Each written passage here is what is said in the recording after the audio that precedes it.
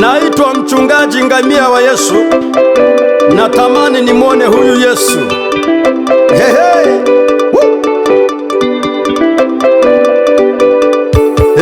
Natamani nimuone huyu Yesu. Natamani nimuone huyu Yesu. Natamani nimuone huyu Yesu. Natamani nimuone huyu Yesu. Natamani nimuone huyu Yesu. Natamani nimuone huyu Yesu. Natamani nimuone huyu Yesu. Natamani nimuone huyu Yesu. Natamani nimuone huyu Yesu. Natamani nimuone huyu Yesu. Natamani nimuone huyu Yesu. Natamani nimuone huyu Yesu. Maisha yangu yote nimempa Yesu.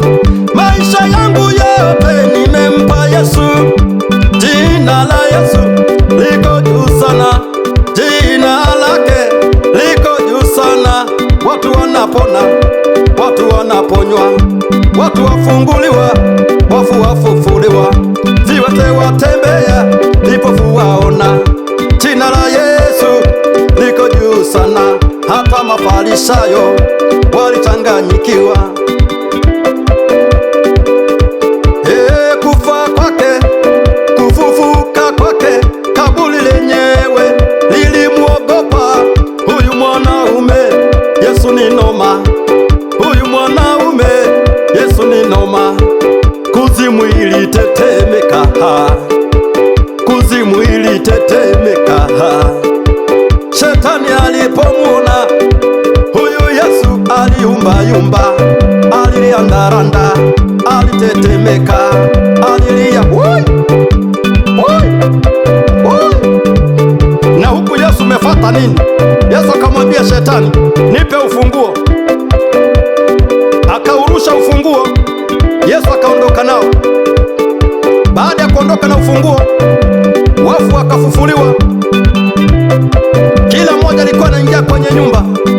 Wengine waliona wa mitaani waliokuwa wamekufa muda mrefu, walibaki kushangaa, kweli huyu Yesu noma, huyu mwanaume noma, noma.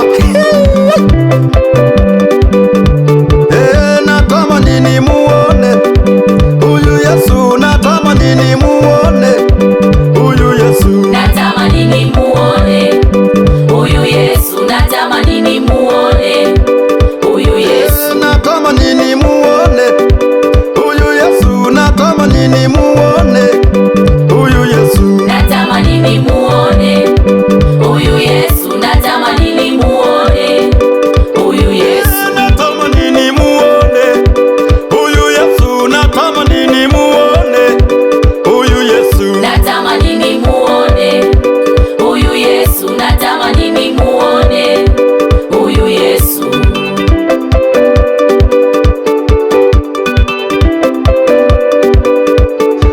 Mbinguni Mungu alikaa na malaika zake. Amtume nani hapa duniani? Malaika wote walinyamaza. Yesu akajitokeza, mwana wa Adamu, kamwambia Mungu, nitume mimi niende duniani,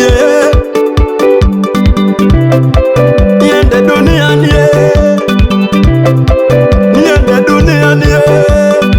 Ni kweli Yesu alikuja duniani, kapitia kwenye tumbo la mwanamke. Hata manabii walitabiri, nabii Isaya alitabiri, nabii Musa alitabiri, nabii Ezekieli alitabiri, manabii wengi walitabiri. Ni kweli Yesu akazaliwa hapa duniani,